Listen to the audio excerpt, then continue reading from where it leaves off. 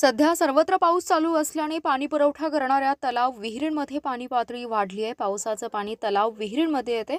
सध्या शहरामध्ये गॅस्ट्रोची साथ चालू आहे, तरी नागरिकांनी पिण्याचं पाणी उकळून गाळून थंड करून प्यावे आणि बाहेरील उघड्यावरील खाद्यपदार्थ खाण्याचं टाळावं।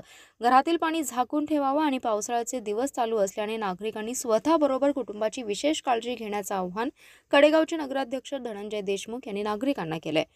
सर्वत्र दूषित पाणी असल्यामुळे पाण्यापासून होणारे साथीच्या रोगांपासून नागरिकांचं संरक्षण व्हावं याकरिता नगरपंचायत प्रशासनाकडून शहरात सर्वत्र मोफत मेडिक्लोर वाटप करण्यात आलं असून शहराला पाणी पुरवठा करणाऱ्या विहिरींची स्वच्छता करण्यात आली आहे। यावेळी उपनगराध्यक्ष नाजनीन पटेल, सभापती विजय गायकवाड, शुभदा देशमुख, निलेश लंगडे, मनीषा राजपूत, नगरसेवक पैलवान अमोल डांगे, नगरसेविका विद्या खाडे, नजमाबी पठाण, रंजना लोखंडे, दीपा चव्हाण, बबन रासकर यांच्यासह नगरपंचायतीचे कर्मचारी, ग्रामस्थ उपस्थित होते।